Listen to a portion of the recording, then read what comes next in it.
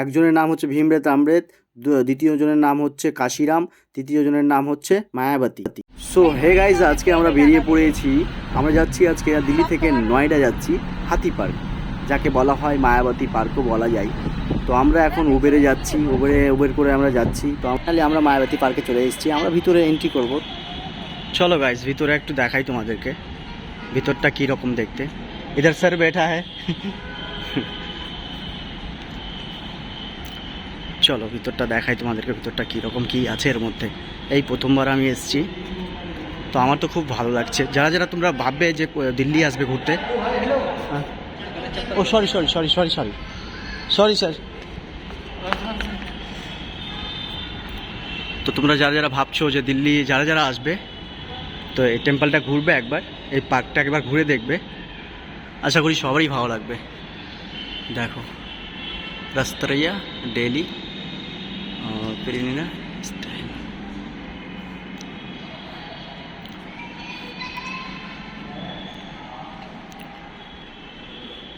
দেখো ভিতরে তিনটে মূর্তি রয়েছে, তিনটে মূর্তির মধ্যে একজনের নাম হচ্ছে ভীমরেট আম্বেদকর, আর দ্বিতীয় জনের নাম হচ্ছে কাশিরাম, তৃতীয় জনের নাম হচ্ছে মায়াবতী।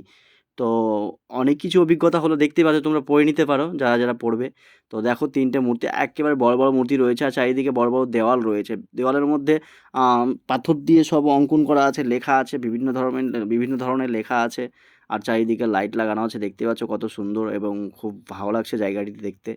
এবারে তোমাদের উপরটা যদি একটু দেখাই তোমাদেরকে, উপরের দিকটা একদম মানে গোল্ডেন, মানে সোনার মতো চকচক চকচক করছে উপরের অংশটা। যাই হোক, তো আমরা সন্ধ্যার দিয়ে গেছিলাম, তাই হয়তো ভালোভাবে একটু মানে অতটা স্পষ্ট দেখা যাচ্ছে না ক্যামেরায়। তবুও যতটা পেরেছি তোমাদের জন্য আমি ভালো করে দেখানোর চেষ্টা করেছি। এটা হচ্ছে মেন গেট, তার পাশ দিয়েও আবার গেট আছে দু চারটে। এবার উপরটা তোমাদেরকে দেখাচ্ছি, দেখো এই যে গোল্ডেন, মানে সোনার মতো চকচক করছে একেবারে, দেখতে সেম টু সেম সোনার মতো। এখানে অনেকক্ষণ টাইম কাটিয়েছি, বাইরে অনেকটা রিল ক্রিয়েট করেছি আমরা।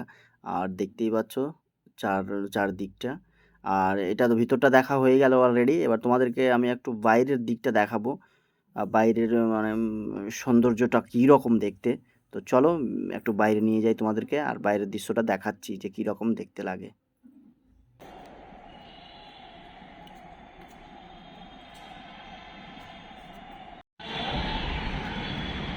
এই উপর থেকে নিচের দিকটা তোমাদেরকে দেখাবো, চলো। এই দেখো, এই দেখো নিচের দিকটা।